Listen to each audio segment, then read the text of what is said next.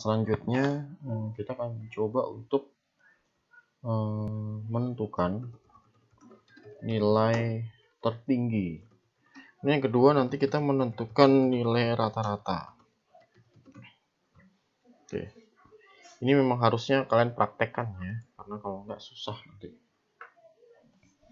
Oke, seperti biasa, kita pakai devmin ya. Kemudian kita print. Lanjut, nilai maksimum dari 3 bilangan. Oke, selanjutnya kita coba meminta user untuk memasukkan 3 buah bilangan. Yang pertama ya, kita pakai integer misalnya, input, kemudian pakai di sini n masukkan bilangan ke 1. Oke, jadi kita mau coba sistem komputer kita arahkan supaya dia bisa menentukan nilai yang tertinggi siapa. Kemudian B, kita pakai integer, input, kemudian kita masukkan bilangan kedua. Ini seperti ini ya. Kemudian C, kita masukkan bilangan ketiga. Nah, jadi kita buat bagaimana komputer bisa mirip-mirip lah anak kelas 1 SD. Nah, iya kan? Kita sudah bisa agak canggih nih berarti. Masukkan bilangan ketiga. Oke, seperti ini ya. Kemudian kita nilai maksimumnya sama dengan A. Oke, kita coba if B lebih besar dari maksimum, maka maksimum sama dengan B. Oke, ini logikanya. If C lebih besar dari maksimum, maka maksimum sama dengan C. Nah, ini jadi kalau misalnya nilai 1, 2, 3 yang terbesar di B, dia akan lari ke B. Begitu juga sebaliknya kalau di C. Nah, Pak, bagaimana kalau misalnya di A? Berarti kan dia udah otomatis kan? Logikanya gitu. Jadi ada maksimum A, apapun nilai maksimum B sama maksimum C. Nanti kalau sudah di A pertama kali dia didapatkan, maka dia nggak akan stuck di situ. Cukup stuck di situ aja. Dia nggak akan proses yang bawah-bawah. Kenapa? Karena sudah maksimum A. Kecuali A tidak maksimum, karena apa? Nilai B masih ada yang lebih tinggi. Dia akan diambil B. Begitu juga dengan C. Nah, ini juga kalian perlu rutin latihan ya. Kemudian kita menampilkan nilai maksimumnya. Caranya gimana? Berarti kita pakai print seperti ini ya. Kemudian n nilai maksimum adalah, kita ambil persenannya D, kemudian seperti ini, kemudian persenan maksimum. Benar ya, seperti ini. Kita ambil persenan maksimumnya, kemudian kita eksekusi if name underscore, di sini berarti underscore main underscore seperti ini.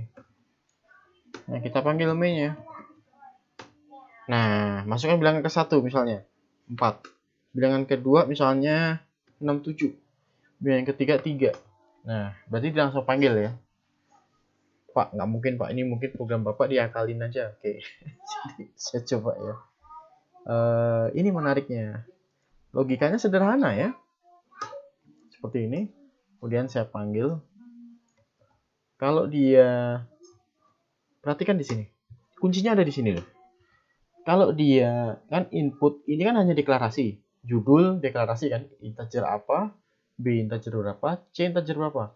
Maksimum itu selalu nilai A. Oke. Kalau enggak apa Pak? Kalau enggak B. Sama dengan lebih di atas maksimum, maka maksimumnya nilainya B. Atau C. C di atas maksimum, maka maksimum nilainya C. Ini coba dilogikakan dulu ya. Jadi ini cara nalar berpikirnya ini sebenarnya. Kalau maksimum A, maka jika B-nya nggak lebih dari A, dia nggak akan bisa. C-nya juga nggak akan bisa. Tapi kalau misalnya yang lebih besar itu nanti yang terakhir, maka dia akan dieksekusi yang terakhir.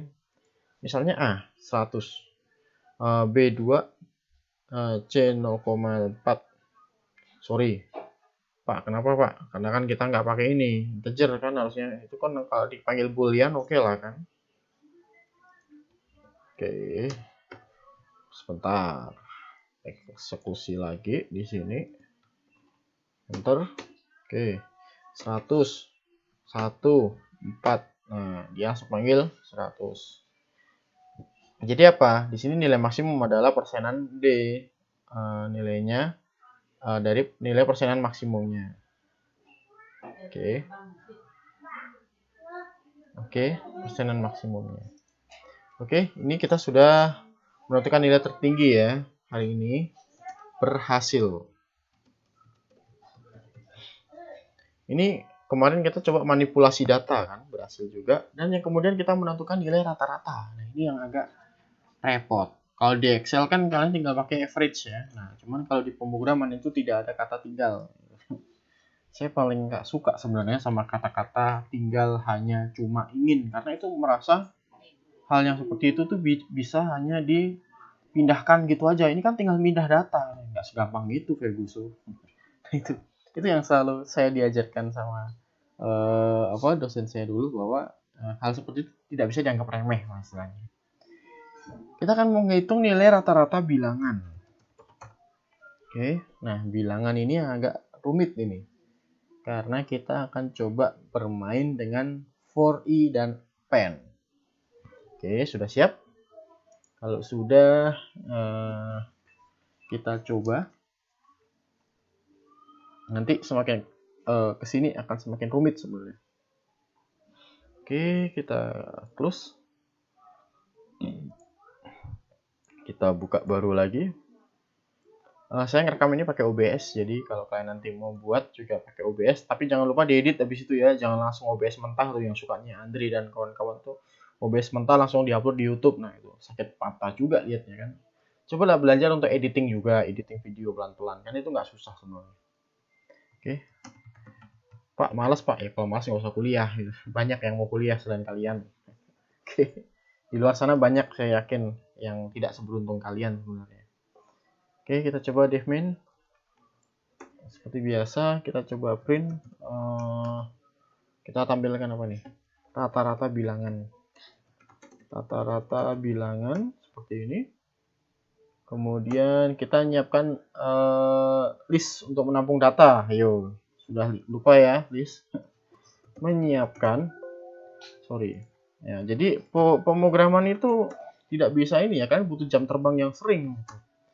Jadi jangan hanya tiap hari isinya gambar terus, bikin mural terus, atau apa itu kalian main HP terus. Jadi pemrograman itu isinya adalah latihan dan latihan gitu. Kalian mengaku bisa pemrograman, sekali ngoding nggak bisa, nonsen buat saya. Oke, menyiapkan list untuk menampung data. Kita kan udah pernah belajar list kan di TS juga tuh. Panjang, waktu itu saya bikin 3 sesi kalau nggak salah khusus untuk list.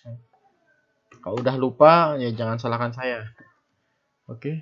Ini kan data mula-mula kosong kan, berarti data mula-mula kosong. Kan simbolis ya itu ya. Iya, simbol list bukan simbolis. Simbolnya list. Seperti ini.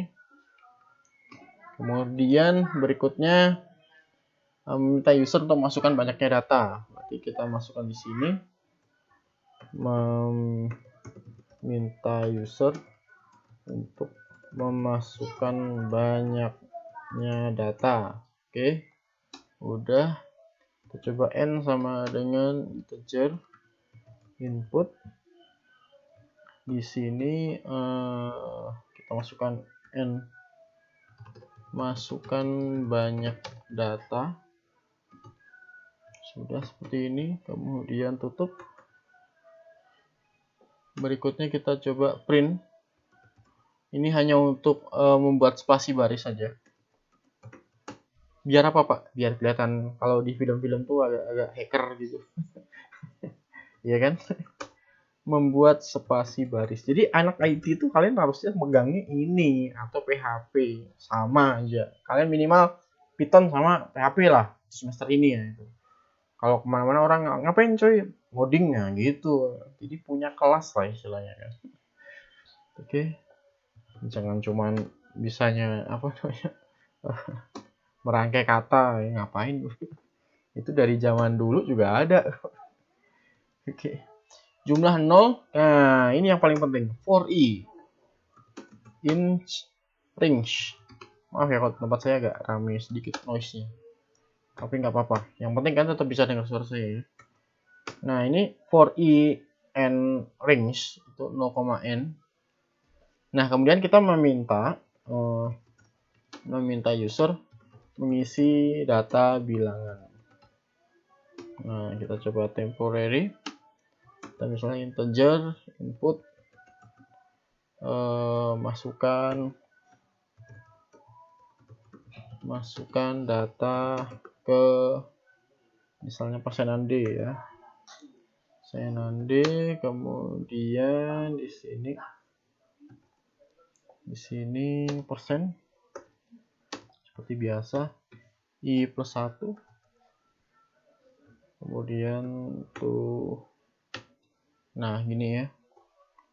Oke, kemudian kita berikutnya menambah, sorry tadi ini bukan meminat ya, meminta. Yang ini kemudian menambahkan bilangan ke dalam list. Nah, di sini kita pakai apa? Append. Nah, ayo. Udah lupa kan? Append. Nah, ini pakai temporary karena kan sementara kan? Nah, kemudian berikutnya ini udah agak kompleks ya ini. Ini udah agak-agak benar-benar semi coding beneran nih. Menambahkan jumlah total bilangan. Di sini berarti kita pakai jumlah plus sama dengan data. Nah, ini dia for i-nya main. Pakai apa datanya? Iterasi. Oke. Kemudian menghitung rata-ratanya.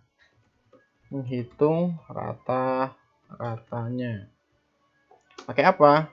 Berarti rata-rata sama dengan misalnya apa nih? Jumlah dibagi n kan? Iya enggak? Jumlahnya dibagi n kan? Jumlah dibagi n. Oke. Kemudian kita menampilkan hasilnya. Nah, menampilkan hasil itu gimana? Berarti print di sini n, maka rata-rata oke sama dengan, nah ini dia kuncinya juga endingnya. Berarti apa? 0,2f. Oke, persen 0,2f. Oke. Pak, kok bisa 0,2f? Nah, ini. Jadi menarik ya sebenarnya di sini. Jadi persenan rata-rata itu kan sebenarnya kan average-nya ya kan, average-nya dari jumlahnya dibagi totalnya kan. Rata-rata kan jumlah keseluruhan dibagi rata kan. Nah, jadi kan memang ini pakai rumusnya kalau di Python itu pakai 0,2. Oke. Jadi dia pakai 0,2-nya. Itu kalau di rata-rata. Oke. Kan tadi juga ada append-nya kan. Jadi struktur pengulangan digunakan untuk melakukan input data sekaligus menghitung jumlah total dari semua bilangan yang dimasukkan oleh user. Nah, pengulangan itu akan dilakukan sebanyak n. Berarti kan berapa kali kan? Mulai dari indeks 0 sampai n-1. Nah, setiap langkah dalam pengulangan kita meminta user memasukkan sebuah data berupa bilangan. Nah, data tersebut akan ditampung pada variabel temporary. Kalau kalian lihat di sini ada append temporary kan? Nah, di situ. Jadi itu untuk menyampung sementara. Kemudian endingnya, jadi yang sudah ditambahkan ke dalam list diakses menggunakan perintah data i. Oke, data i ya bawahnya itu ya. Kemudian dijumlahkan dengan variabel jumlah. Jadi sebelum masuk ke pengulangan, variabel jumlah harus diinisialisasi dengan nilai 0. Nah, setelah proses pengulangan selesai, variabel jumlah sudah berisi nilai jumlah total dari seluruh bilangan yang dimasukkan user. Dengan demikian, kita tinggal masukkan, nggak boleh kata tinggal ya, kita menggunakan variabel tersebut untuk menghitung nilai rata-ratanya, yaitu menggunakan perintah jumlah dibagi N. Jadi kalau ini sebenarnya ini hanya simbolnya aja sebenarnya. Karena apa? Rata-rata kan sudah dideklarasikan yang di sini kan. Jadi kok hanya di Python aja semua dipakai. Oke. Itu hanya syarat aja untuk ngeprintnya. Rata-rata. Oke. Tutup. Kemudian kita panggil if name seperti biasa. Titik 2. Kemudian underscore main underscore titik 2 seperti ini min. Nah, masukkan banyak data. Misalnya datanya berapa? 6. Data ke satu apa nih? 4. Rata-ratanya 0,7. Data kedua berapa? 3. Data ke ini 6. Data ke ini 8. 9. Misalnya 11. Nah, oke. Jadi sudah punya nilai langsung rata-ratanya berapa. Canggih ya. Kotak saya aja sebenarnya nggak nyampe mikirnya seperti ini. Tapi kalau kita sudah pakai rumus, mainkan di sini, jadi bukan otak kita yang kerja lagi, komputer. Nah, jadi kita memikirkan konsepnya codingnya bagaimana. Nah, itu sebenarnya konsepnya, gunanya. Oke, dapat ya nilai rata-rata ya. Nggak susah kan? Nah, besok kita akan belajar faktorial ya. Hari ini silahkan dipahami bagaimana bisa menjadi nilai rata-rata seperti ini. Perhatikan, kita datanya mulanya kosong kan. Kemudian apa? Dimasukkan banyaknya data, N. N itu kan terserah kita kan. Kemudian di print, jumlahnya berapa. Misalnya jumlahnya ini berarti kan for i perulangan kan. Nah, jadi setiap perulangan tuh user ngisi. Oke. Kemudian dia masukkan model append, temporary kan. Kemudian dihitung rata-ratanya, baru ditampilkan hasilnya. Oke. Silahkan dipahami lagi.